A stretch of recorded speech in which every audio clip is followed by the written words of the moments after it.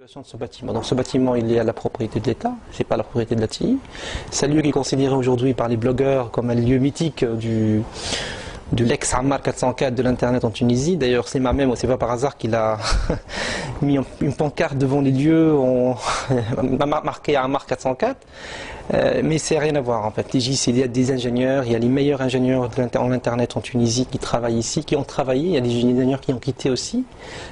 Et je pense que c'est un lieu qui pourrait être, qui peut héberger vraiment l'agence qui serve l'internet en Tunisie et qui veille au développement de la liberté d'expression sur Internet et de la neutralité de l'Internet. C'est un bâtiment qui est cher à notre...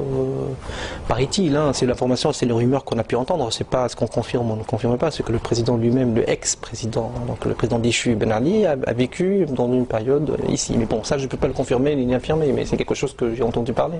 C'est le blogueur d'ailleurs qui me dit ça. Le procès pour moi, c'est un procès technique.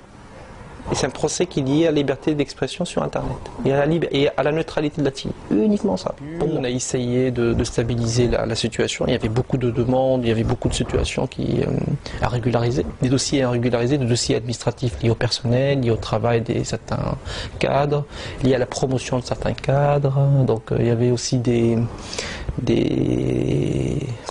jugements qui ont émané du personnel de la TI contre la TI lui-même, contre l'administration de la TI. Donc il fallait résoudre tous ces problèmes-là, sociaux, au début. Et après la décision de Ben Ali d'arrêter les équipements de censure, c'est que les équipements ont été arrêtés, étaient stoppés, ils ne fonctionnent plus, et en même temps, on a pu récupérer le contrôle des équipements.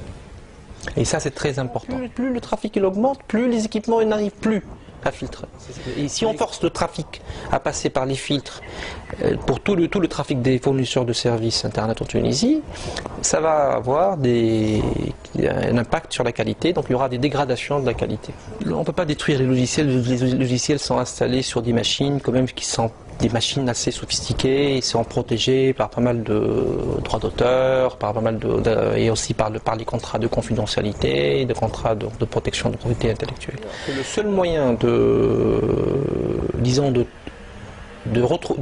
réutiliser ces équipements-là, c'est de le transformer. Transformer les équipements, ça veut dire mettre un nouveau logiciel sur ces équipements-là. Mais celui qui peut mettre ce logiciel, c'est le fournisseur lui-même. Il y en a des propositions concrètes de transformer le logiciel de filtrage ou de censure, qui était commandé par d'autres logiciels qui permettront de fournir des statistiques sur l'Internet, de faire, un firewalling pour un peu empêcher certaines attaques sur nos équipements ou sur l'Internet.